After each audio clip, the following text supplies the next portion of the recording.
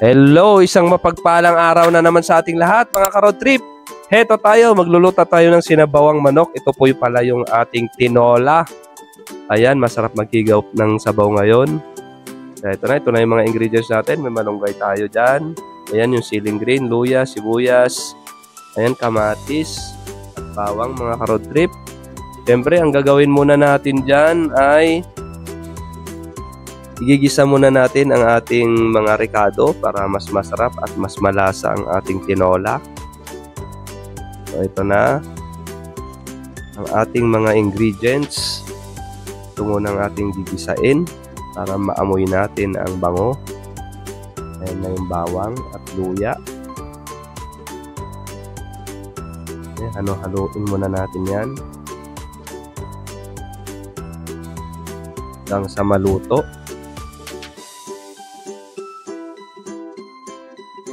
And then isunod natin ng sibuyas.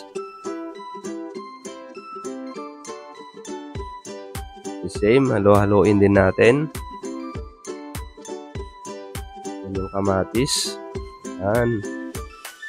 Ito pala yung sariling version natin ng tinola. Kasi yung ibang mga tinola hindi na nilalagyan ng mga kamatis. Pero tayo, mas masarap pag may konting asim-asim.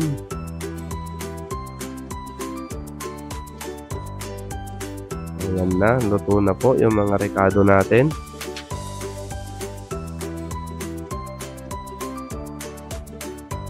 Ayan na yung pinaka main ingredients natin, yung chicken natin. Igigisa natin sa ginisa natin na ricado. Ito, nakakabawas rin ng lansa to. Babawasan yung lansa ng chicken pag iginisa muna natin bago natin lagyan ng sabaw.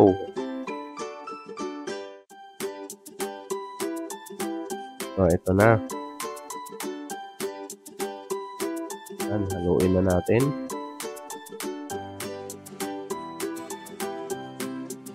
Yan na. Kaya nga pala mga ka-road trip, magpapasalamat ako sa mga suporta nyo. Walang sawang sumusuporta sa mga videos natin. Ito na mga ka-road trip, ito na yung paminta, nilagyan na natin.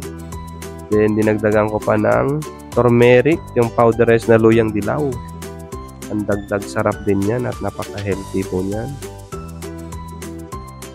Maraming salamat sa mga kapwa natin vloggers na sumusuporta sa channel natin. Yan po.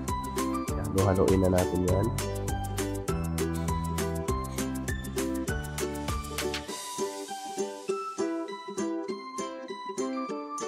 Yan, nantayin lang natin konti na maluto.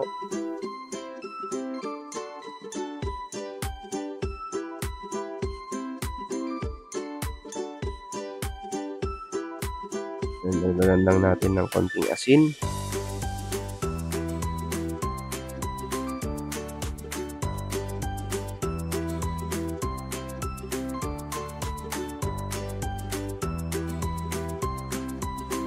So, ito na.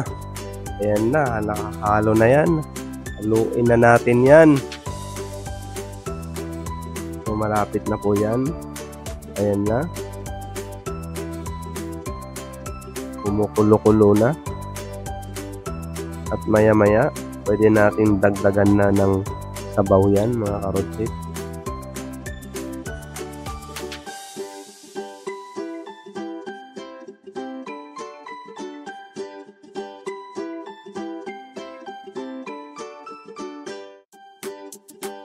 Na, dinagdagan ko na ng tubig para mas marami tayong hihigupin mamaya.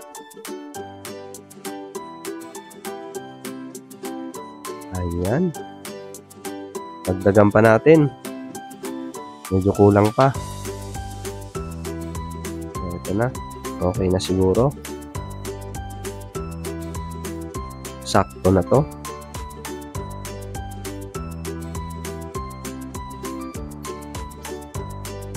Ayan na ang ating tinola. Lalagay na natin ang kanyang panghalo na papaya. So, ito na yung ating papaya.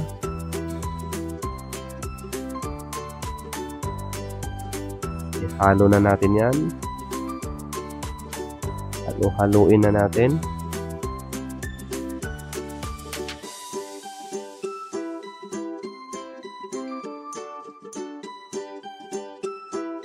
So, ito na, kumukulo na ulit. Pwede na ulit maglagay ng ibang ingredients. Ito na ang ating malunggay na kinuha ko pa sa ating likod bahay. Ayun na, kaya fresh na fresh po yan. Na hinalo natin, then hahaluin muna natin yan. Yan na yung papaya na may malunggay.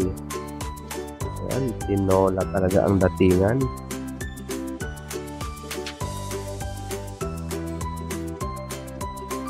Then nalagay na natin ang ating siling green.